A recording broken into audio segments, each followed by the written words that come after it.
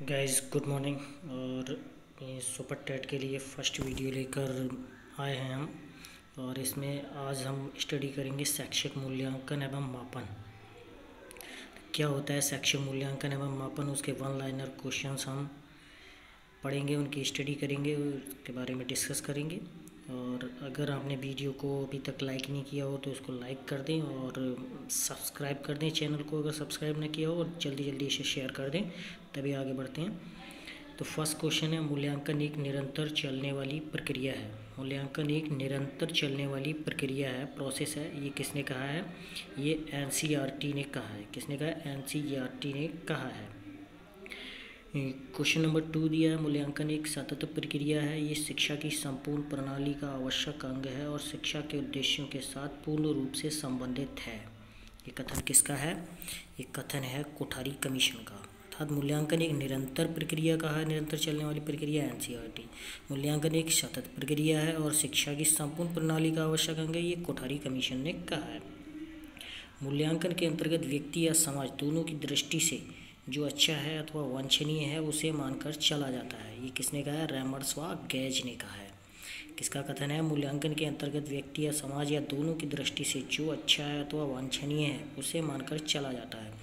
कथन किसका है? रैमर्स व गेज का। आगे बढ़ते हैं। इस मूल्यांकन अनुरूप है। किसके अनुरूप है? विधि अर्थात कानून के अनुरूप है। मूल्यांकन अनुरूप है विधि के। मूल्यांकन को उपकरण व प्रविधियों के उद्देश्यों के अनुरूप विभाजित किया जाता है। कितने रूप में विभाजित किया जाता है? ये 4 वर्गों में विभाजित किया जाता है। मूल्यांकन का क्रियात्मक पक्ष है स्वाभाविकरण करना। नेक्स्ट डेफिनेशन है, शैक्षिक उद्देश्यों को बालक द्वारा किस सीमा तक प्राप्त कर लिया गया है, ये ज्ञात करने की व्यवस्थित प्रक्रिया को मूल्यांकन की संज्ञा दी जाती है। मूल्यांकन की ये परिभाषा दी है डंडे करने। मोस्ट इम्पोर्टेंट है गाइस। कौन मूल्यांकन का आवश्यक अंग नहीं है? छात्रों की योग्यता का वांछित स्तर जो है वह मूल्यांकन का आवश्यक अंग नहीं है। मूल्यांकन एक क्रमिक प्रक्रिया है जो संपूर्ण शिक्षा प्रणाली का एक महत्वपूर्ण अंग है। ये केवल शैक्षिक उपलब्धि के मापन में ही सहायता नहीं देता बल्कि उसमें सुधार भी करता है। ये परिभाषा दी है वेस्ले ने। किसने दी है ये परिभाषा? वेस्ले ने। ईवी वेस्ले के अनुसार मूल्यांकन एक व्यापक प्रक्रिया है। वेस्ले के अनुसार मूल्यांकन क्या है? व्यापक प्रक्रिया है। और वेस्ले ने ही बताया मूल्यांकन एक क्रमिक प्रक्रिया है। ठीक, व्यापक और क्रमिक से आप याद रखेंगे कि वेस्ले की ही परिभाषा है। मूल्यांकन के कितने सोपान हैं? तो गाइस मूल्यांकन के 3 सोपान हैं। मापन पूर्णतः क्या होता है? मापन पूर्णतः अनिश्चित होता है।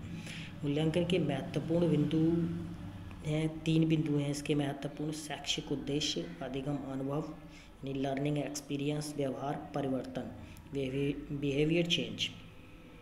मापन की भूमिका है वस्तु को संख्या प्रदान करना, घटना को संख्या प्रदान करना, नियमानुसार संख्या प्रदान करना। अर्थात वस्तु, घटना और नियम को संख्या प्रदान करना मापन की भूमिका है। मापन में किसी भी चीज़ को मापकर हम उसका मूल अंकित कर देते हैं संख्या के रूप में। ठीक, महज गणित की विषय की परीक्षा में 60 अंक प्राप्त करता है वह प्रक्रिया है। यह प्रक्रिया क्या कहलाएगी? मापन कहलाएगी। ठीक, मतलब अंकों से संबंधित अगर कोई भी प्रश्न आता है एग्जाम में तो आप उसको मापन ही बताएंगे, मूल्यांकन नहीं बताएंगे अगर 2 ऑप्शन हो तो।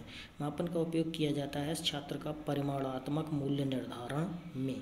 कक्षा के मापन में प्रयोग की जाती है नामित मापनी। कक्षा के मापन में क्या प्रयोग की जाती है? नामित मापनी। नेक्स्ट क्वेश्चनों पे आगे बढ़ते हैं गाइस। और नेक्स्ट क्वेश्चन है आपका,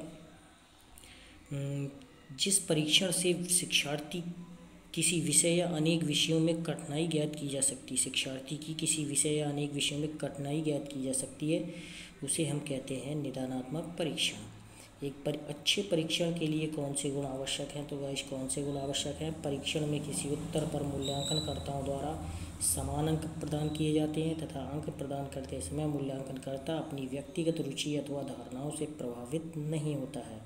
परीक्षण उन्हीं गुणों का मापन करता है जिनके लिए उसका निर्माण किया गया है।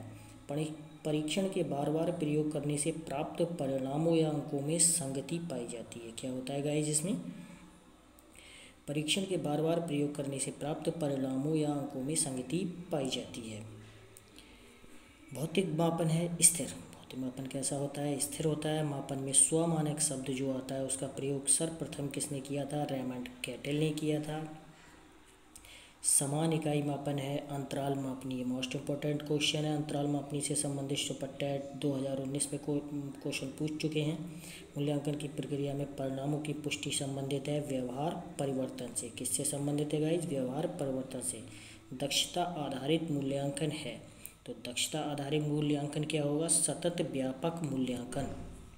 कक्षोन्नति का प्रमुख साधन है वार्षिक परीक्षा। कक्षोन्नति का प्रमुख साधन क्या है? किसी भी कक्षा से आगे की कक्षा में अगर विद्यार्थी को हमें उन्नति देनी है तो उसके लिए हम क्या करेंगे? उसकी एनुअल एग्जाम्स लेंगे। सतत मूल्यांकन प्रक्रिया को सामान्यतः विभक्त कर दिया जाता है। कितने पार्ट्स में विभक्त कर दिया जाता है?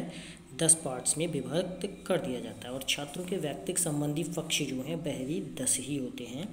सतत मूल्यांकन निदान का पथ प्रशस्त करता है सार्थक व निरर्थक ज्ञान के लिए। अर्थात जो सतत मूल्यांकन होता है, निरंतर मूल्यांकन होता है, उसका निदान का जो पथ होता है वह प्रशस्त करता है सार्थक या निरर्थक। अर्थात सार्थक ज्ञान भी हो सकता है उसका, निरर्थक ज्ञान भी हो सकता है। छात्र ड्रिल विधि के आधार पर सीखते हैं। ड्रिल विधि के आधार पर छात्र 3 चीज़ें सीखते हैं: पहाड़े, गिनती और कविता अर्थात पोइम्स। प्राथमिक कक्षा के विद्यार्थियों को परीक्षण दिया जाता है 3RS के माध्यम से। ज्ञानात्मक पक्ष है ज्ञान, बोध और अनुप्रयोग। मूल्यांकन का क्षेत्र है व्यापक और ज्ञान तत्व का विस्तार है अनंत। ठीक, ज्ञान की कोई सीमा नहीं है। भावात्मक पक्ष में उद्देश्यों को शामिल किया जाता है, मान्यताएं, चारित्रिक गुण और अभिवृत्तियाँ। मूल्यांकन के कितने पक्ष होते हैं? 3 पक्ष होते हैं गाइस। कौशल की कुशलता को 4 भागों में बांटा जा सकता है। मूल्यांकन का अर्थ है छात्र के शैक्षिक लक्ष्यों की प्राप्ति की जांच। ठीक, मूल्यांकन का अर्थ क्या है? छात्र के शैक्षिक लक्ष्यों की प्राप्ति की जांच। बोध का आधार होता है अत्यंत सूक्ष्म, गहरा या अलौकिक।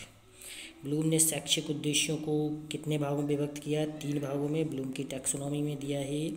प्राथमिक कक्षाओं में किस मूल्यांकन प्रविधि का प्रयोग किया जाता है? तो इसमें किसका प्रयोग किया जाता है? निरीक्षण का प्रयोग किया जाता है। प्रश्नावली कितने प्रकार की होती है? प्रश्नावली 4 प्रकार की होती है। सूचनादाता किस प्रकार की प्रश्नावली में हाँ या नहीं में उत्तर देता है? तो किस में उत्तर देता है? प्रतिबंधित में। अगर आपको वीडियो पसंद आया हो तो इसको लाइक कर दें, शेयर कर दें और चैनल सब्सक्राइब नहीं किया हो तो चैनल सब्सक्राइब कर दें। Tata bye bye.